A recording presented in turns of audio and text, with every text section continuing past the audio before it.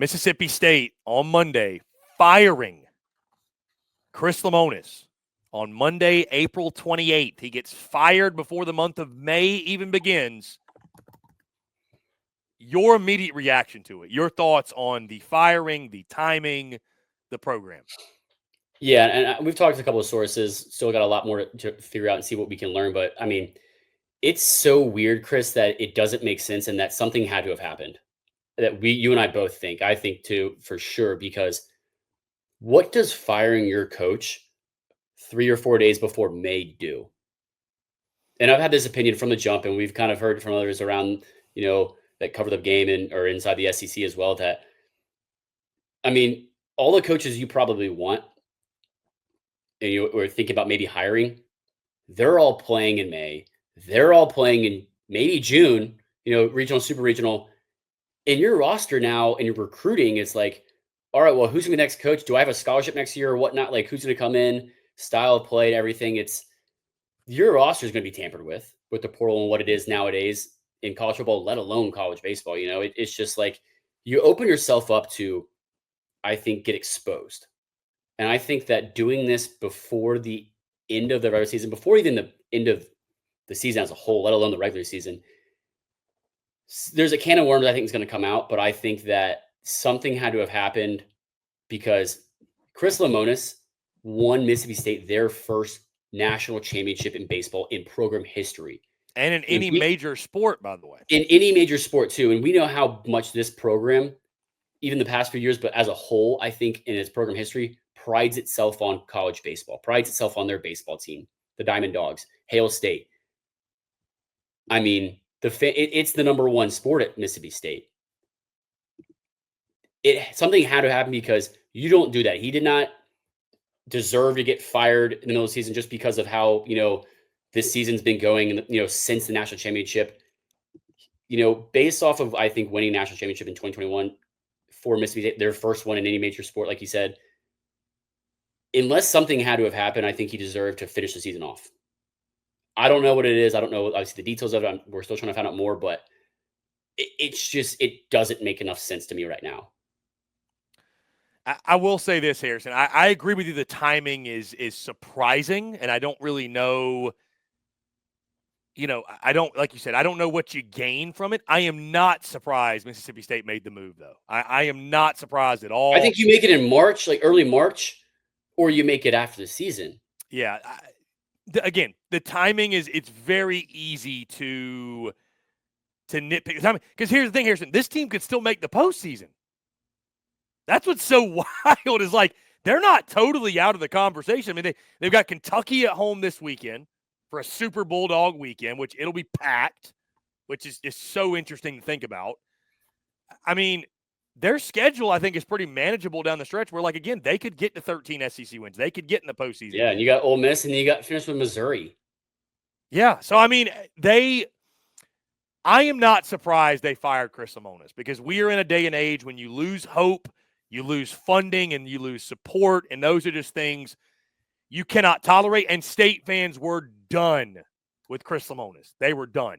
Now the question, Harrison, turns to this. Because I think this is one of the best head coaching jobs in college baseball. I really do. You've been to the dude with the facilities, the fan support. Like you said, it's the number one sport in Starkville. The question now becomes, who's the guy? Who is the right guy? I know you put together a short list, and there's some names obviously floating around. Give me some of the names on your short list that you put on there that you think would make sense. Yeah, and this is kind of just a meat reaction. Obviously, I think from my list from South Carolina's head coaching search last year that Paul Mainieri came out of nowhere, it felt like. And I'm going to say this isn't in specific order, but it's in a pretty good order, I think, of priority / interest of who I think Mississippi State would want or should want. So hear me out. Nick Mingione, Kentucky head coach. I think it's going to be a tough one to get, but I think it's definitely doable because of the investment Mississippi State has in their program and their baseball program, it being the number one sport on campus. I think the buyout's going to be tough, but that's not something they should be afraid of. Justin Parker, the now interim head coach, who was the pitching coach at Mississippi State, who was the pitching coach at South Carolina before. and came from Indiana before that. I think if you give an assistant coach a headshot, he's a very good one to get. He knows the program, he knows the recruiting. He's proven to produce greatly so far as an assistant coach, and I think this could be a really good opportunity for him. I think another one after that, Texas assistant Nolan Kane. I think he is ready for a head coaching job potentially. I mean, he's been around this league so long. He played at LSU. He's on the College World Series team. Obviously, he knows this landscape. He's one of the best recruiters in the country. Best recruiters in the country. I'll say it. One of the best for sure. One of the best, helps with player development in the country as well. You've seen the fruits of his labor. I think it's kind of overshadowed by Jim Slosang a little bit. I think Rob Vaughn, Alabama head coach, would be another very good hire. I mean, I think you could pluck him from Alabama. Obviously, you know, it just depends on his kind of ties and what he wants to do. And obviously, you know, a little bit of a buyout too. Josh Elander. And he was my number one for South Carolina's head coaching job. The Tennessee assistant. This name always comes up. Assistant associate head coach. For good reason. For good reason. Absolutely. I think he's one of the best assistant coaches in the country too. I really do. I think him and Nolan Kane are two of the top 5, at least, assistant coaches in the country. And they're both inside the SEC. And I think would do a phenomenal job as head coaches in the SEC, let alone at a program where there's as much investment in resources and support like Mississippi State. Granted, I think that situation is a little interesting. Like, does he want to, you know, leave that where he is currently? You know, obviously family stuff too, but it reminds me kind of the assistant coach at Virginia under Brian O'Connor, who I'll get to in a second. But I think another one that's going to be really interesting as well after that, Skylar Meade, former South Carolina coach. It's a matter of when, not if. Who's going to give this guy his first opportunity? Troy head coach Skylar Meade. I think he's got Troy in the top 25. And I have a friend that is very, very close, very, very close with Troy baseball, and says, "Hey, keep sleeping on us. Like, keep sleeping on us. Like this. Like, I'm telling you, off the record, keep sleeping on us off the record, right?" And I think they're going to be one of the best postseason non-Power 4 teams that are going to give teams a run for their money wherever they land. You're not going to want to see Troy, I think, as a mid-major. And I think he's one of the hottest coaching names in the young game, and one of the hottest young coaching names in the game of college baseball. And I think would be ready to take a head coaching role in a Power 4 program like the SEC. He's been a pitching coach in the SEC. He's been at Michigan State. He pitched at Louisville, I believe. And he's thrived, I think, wherever he's been. Another one, head coach at Virginia, Brian O'Connor, I think would be a phenomenal head coach, phenomenal hire if they could get him. The support around Virginia, I don't think, is nearly what it is in the SEC, let alone at Mississippi State. But that situation, like at his age and his tenure in his career, does he want to leave? You know, there's a lot of aspects that go into that as well. But Josh, another thing that I said reminds me of the Virginia situation is Kevin McMullen, the associate head coach at Virginia, who would be another great hire who I didn't put on this list, but it's that same situation. He's been at Virginia for 22 years, as the associate head coach for 19. Like, he's an incredible recruiting coordinator. He's an incredible hitting coach. At some point, you're a lifer. Yeah, exactly. Does he want to leave? Does he, you know, want to take that step? Like, is that something he's interested in doing at this point, right? So that's kind of the whole Elander, you know, and then under Brian O'Connor thing, like Elander is with Vitello. Next one's Dan McDonald, the Louisville head coach, who was, I think, one of the higher guys on the list for not only South Carolina job, but the Texas A&M job. He was deep in discussions with them too. What he's done at a program like Louisville, Chris, imagine what he could do at a program like Mississippi State with the investment resources and support there, being the number one sport and being as passionate of a fan base as they are for baseball, let alone the SEC. I think another very interesting one that I haven't seen anyone else talk about that I think would be great for at least discussion and interviews, Will Davis, the Lamar head coach. What we've seen out of Lamar, I mean, to turn that program in just a mid-major to what they are now and just a beast, I think that would be a very, very intriguing hire, and that he will be a head coach at a Power 4 level sooner rather than later. So that's a name to keep an eye on. I think that no one's really talking about. That's my sleeper name. And then Lane Burroughs, Louisiana Tech head coach. He was on my list for, I think, A&M as well, but definitely South Carolina. What he's done at that program has been great. He's a very long tenure head coach. He knows exactly what he wants to do and how to execute that. I think he leads a program very well. I think he'd be a very interesting candidate and a one worth considering as well. But obviously, there's other names that maybe I haven't mentioned that, you know, others have mentioned. A lot of Max Wiener talk on the timeline. Hey, I commend you, by the way, for not being one of those people that throws Tony Vitello on a list like this. I No, commend you. no, I Because appreciate that, but I by the mean, way, the shout out to the state fans that photoshopped, that was a really like, good finish. that was a heck of a And Photoshop. you can That's see what I'm some saying. orange, but I thought it was really. I think it was good, purposely leaving some orange in there. But to run down again, Nick Mingione, Kentucky head coach, Justin Parker, now the associate or the pitching coach, but now the interim head coach at Mississippi State, Texas assistant recruiting coordinator Nolan Kane, Alabama head coach Rob Vaughn, Tennessee associate head coach and recruiting coordinator Josh Elander, Troy head coach Skylar Mead, Brian O'Connor, Virginia head coach Dan McMullen, Louisville head coach Will Davis, Lamar head coach. Shout out Micah for that one.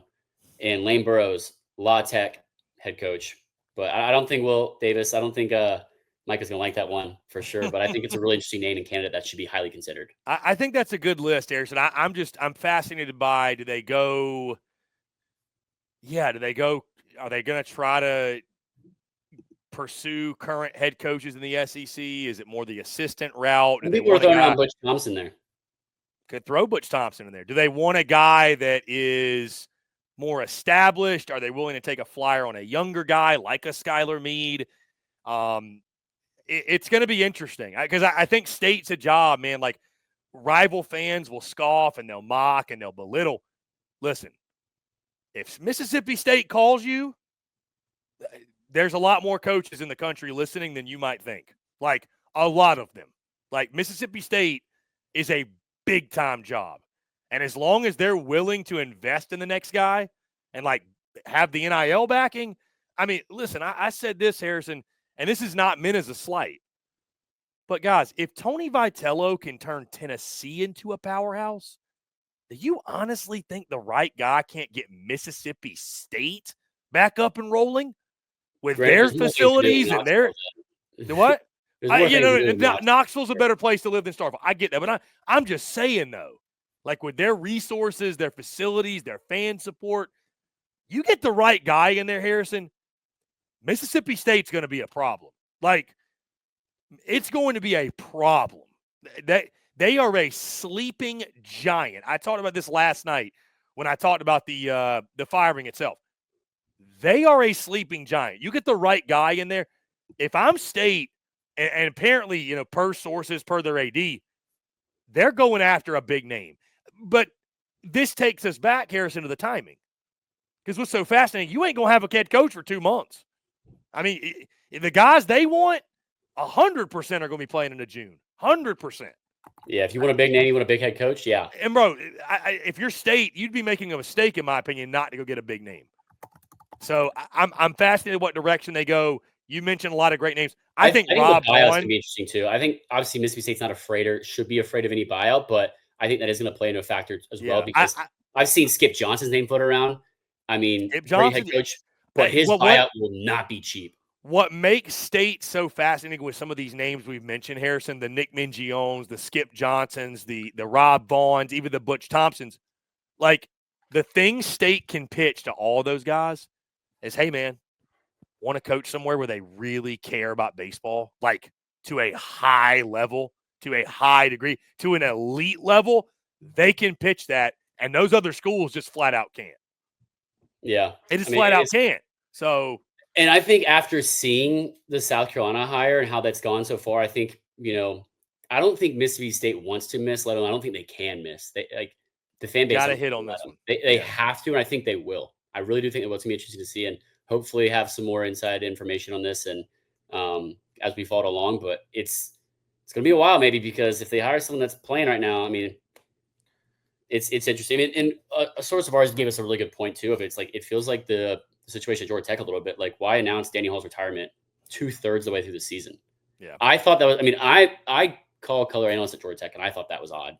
Yeah, like as long as of a tenured he is, like that's a victory lap you call at the beginning of the season or right before conference play. Yeah, I know. Like not name Ramsey as the things are different with the portal and all that and the calendar, but still, the timing was weird. I think we can all universally agree the timing is weird. I get why Mississippi State did it, and I actually applaud Mississippi State for saying, you know what, thanks for the title, but the standard's not being met. This thing is trending downward. We need to go a different direction. Like, I respect that, but now you got to go out and get a dude. Like, and there are dudes, to be had out there, I think. But Yeah, you but got to go out just, and I get a mean, dude. he's won the program their first national championship. I get it. I get it. But you can't be bound to the guy forever. No, I know, but like it should have finished the season. That's fair.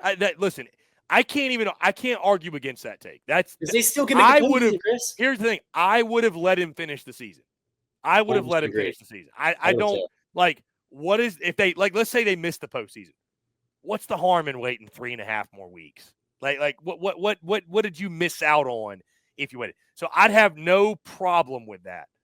Again, fascinated by who Mississippi State goes and gets. You mentioned a lot of great names.